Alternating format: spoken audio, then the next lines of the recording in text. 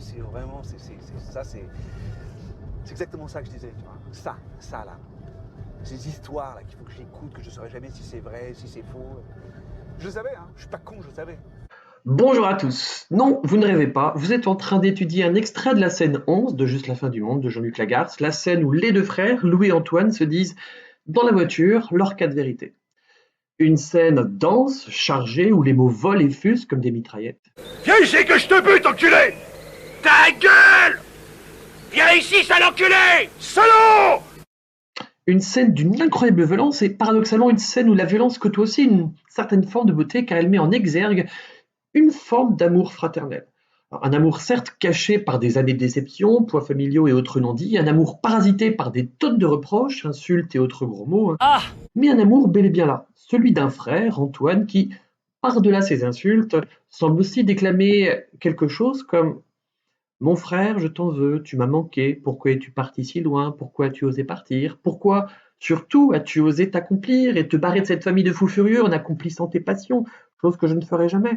Comment as-tu osé te réaliser personnellement, professionnellement et me laisser seul près des miens et tout gérer à la place de papa? Mon père est un salaud. J'ai honte d'être son fils. Non mais oh! Comment tu parles de ton père? T'as pas honte? Bref, si tout ce que je vous ai dit est clair et compréhensible, ça veut dire que vous êtes prêts pour commencer l'introduction de ce passage. Sachez que pour n'importe quel texte, une bonne introduction de l'explication linéaire, c'est une accroche, un passage du texte qui vous semble fort révélateur. Une contextualisation, à quel moment de l'histoire cet extrait a-t-il eu lieu dans le livre? À quel moment ce livre a-t-il été publié? Est-ce qu'il appartient à un mouvement littéraire? Et enfin, le découpage. Autrement dit, les grands axes du texte regroupés autour de plusieurs lignes et d'une idée commune. Est-ce que c'est OK? Est-ce que vous êtes prêts? Et je suis prêt, je suis prêt, je suis prêt. Alors c'est parti pour une introduction type d'une explication linéaire, en l'occurrence ici pour cet extrait de la scène 11, première partie de Juste la fin du monde de Jean-Luc Lagarce. Pour expliciter mon propos, je vous mettrai un petit bandeau visuel intercalé entre chaque étape de l'introduction. C'est parti, on y va.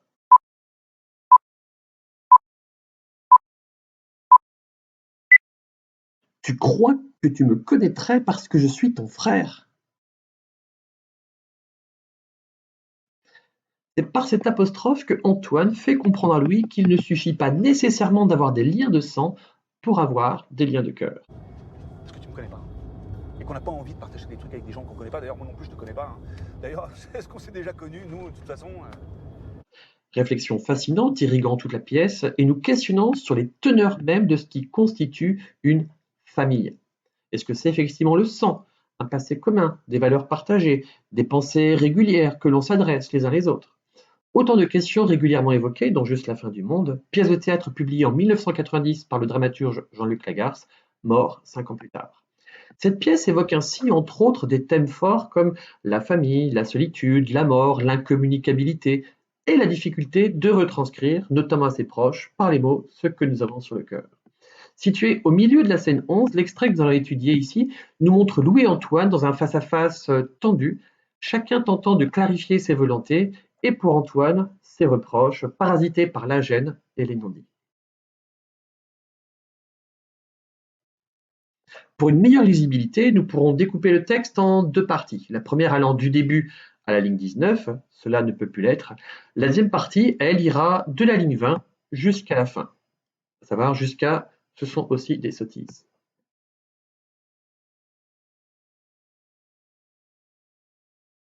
Voilà, l'introduction étant faite, il nous reste maintenant l'explication linéaire à faire. On y va? Allez, on se lance. On y va, on s'élance, on tente sa chance. On s'ébroue, on se secoue, on se dénoue.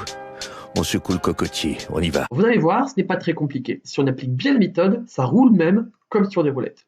Pourquoi? Car il suffit à chaque phrase ou chaque ligne ou bloc de ligne de trouver une impression, un ressenti, un procédé, j'entends par procédé, figure de style, champ lexical, registre, etc., un exemple tiré du texte, et enfin une argumentation, à savoir un développement un peu personnel où vous allez développer et justifier votre ressenti. C'est clair? Oui? Alors c'est parti pour une explication linéaire en reprenant ce quatuor gagnant, idée, procédé, exemple, argumentation. Là encore, pour vous faciliter la tâche, je mettrai à chaque fois un bandeau pour expliciter la structure de ce cheminement intellectuel. Go!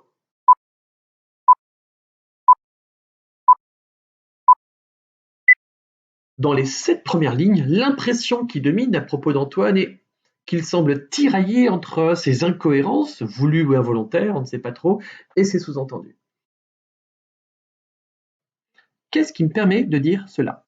Eh bien, avec ces propos constamment hachés par des phrases ou bouts de phrases non verbales, par des questions interrogatives sans véritable question, par des pronoms indéfinis renvoyant à des éléments flous et imprécis, voire parfois par des fautes de français, il est effectivement très difficile de savoir où Antoine veut véritablement en venir. Est-il perdu? La première ligne en elle-même est déjà un sous-entendu, en disant « Tu es venu parce que tu l'as décidé », Antoine sous-entend que la venue de Louis n'est pas liée au désir de sa famille. Autrement dit, les désirs de Louis seraient plus forts que ceux de sa famille. Dans la deuxième ligne, le pronom indéfini « cela » renvoie à quelque chose d'indéfinissable. Quel est ce « cela » ? Est-ce que c'est la venue de Louis ? Est-ce que c'est sa décision ? Les deux, autre chose. La troisième ligne ne nous renseigne guère plus, l'idée, juste une idée. Cela amène le lecteur à se demander mais de quelle idée Antoine parle-t-il? S'agit-il encore de la venue de Louis, de sa décision, des deux, ou d'autre chose? Putain. Rien compris, moi. La quatrième ligne, en posant la question « Comment est-ce que tu as dit ?», ne peut qu'amener Louis à attendre la réponse à la question de son frère, puisqu'on ne sait pas de quoi il parle et à quoi renvoie ce qu'aurait soi-disant dit Louis. La cinquième ligne, enfin, répondant à la question, égare encore plus le lecteur-spectateur, puisqu'on ne voit pas le rapport entre la décision qui aurait été prise par Louis, sa supposée idée et enfin sa potentielle recommandation. Les liens sont d'autant moins visibles qu'ils sont eux-mêmes parasités par la faute de français, fait et faite. Je vous l'avais dit que vous me le paieriez. Payeriez. Enfin, je vous l'avais dit.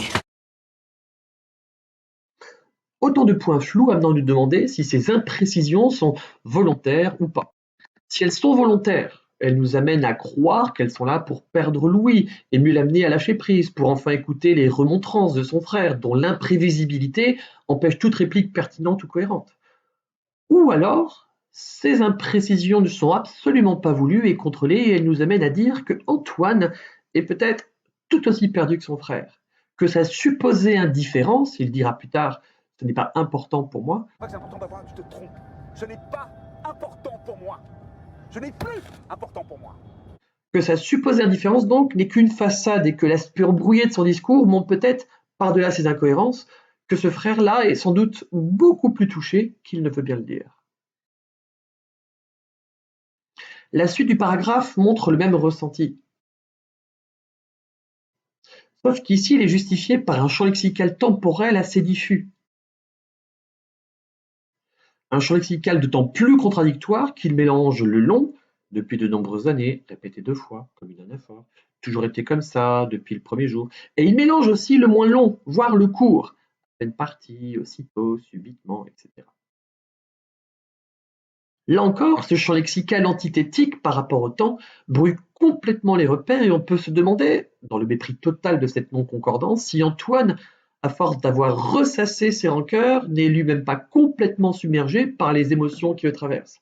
T'es juste là et tu vis ta putain de vie et t'arrêtes de nous faire chier avec ça. Merde! Des émotions contrastées allant de la supposée indifférence à la tristesse ou à la colère. Un brassage de ressentis plutôt contrasté donc et montrant, selon moi, un personnage beaucoup plus complexe qu'on ne l'avait appréhendé au départ. C'est marrant, on dit souvent ça en parlant de moi. On dit on sait pas comment le prendre, on sait pas comment l'attraper. Ah Antoine, faut savoir le prendre. Hein.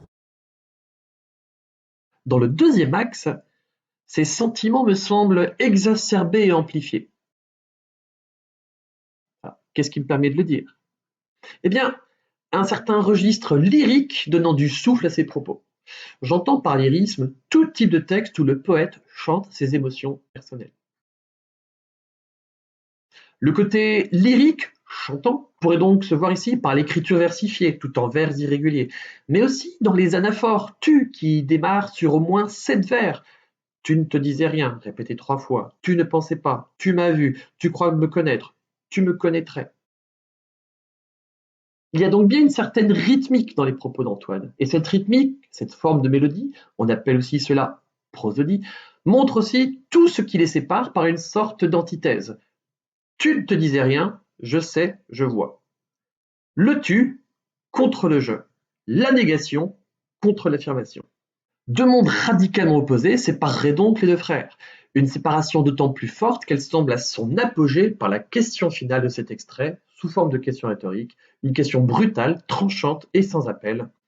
Tu me connaîtrais parce que je suis ton frère.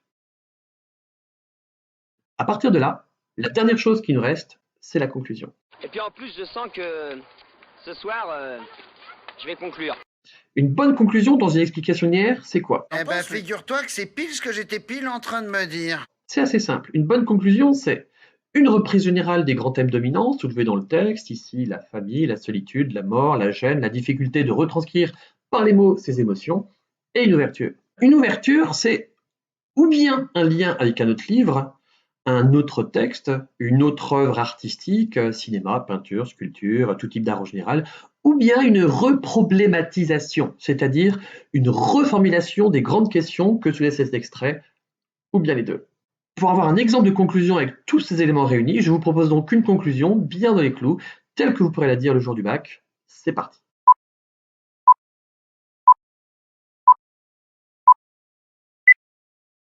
Pour conclure, nous pouvons donc dire que cet extrait est constitué d'une longue tirade prononcée par Antoine, évoquant sa colère, sa tristesse et ses quatre vérités à son frère Louis, incapable de dire la vraie raison de sa venue. Ces remontrances sont d'autant plus rudes que l'on sait, par une sorte d'ironie tragique, ce que le personnage ne sait pas. Louis était venu pour annoncer sa mort, et à défaut de pouvoir la confier, il recevra une sorte de fin de non-recevoir par son frère Antoine, incapable, comme tous les autres personnages, de dire ce qu'il avait vraiment au fond de son cœur. Cette scène brasse ainsi des thèmes chers à Jean-Luc Lagarce comme la mort, la solitude et la difficulté de dire réellement ce que l'on ressent, ce que l'on pense, par-delà les mots. Ces thématiques ne sont pas sans rappeler celles du film du même nom de Xavier Dolan, sorti en 2016. Dans l'extrait de ce même passage, les mêmes outils littéraires sont également utilisés, montrant ainsi, après la littérature et ensuite le cinéma, que les personnages de Louis-Antoine ont acquis une véritable portée universelle, une portée d'autant plus symbolique qu'elle ne se résume pas à simplement montrer deux frères en pleine perte de repères, incapables d'aller au-delà de leur peur pour se dire les choses, mais bien de montrer deux êtres, comme nous parfois, dépassés par le ressenti, submergés par les non-dits et écrasés par le poids familial. D'où la question en creux que l'on pourrait se poser, pour faire honneur à ce passage et à toute la pièce en général.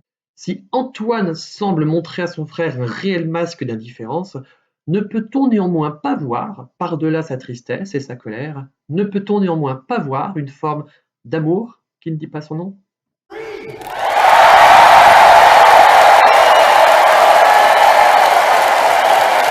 Voilà, j'espère que cette vidéo vous a plu. Elle a été fabriquée avec les moyens du bord. Si elle vous a aidé, j'en suis très heureux.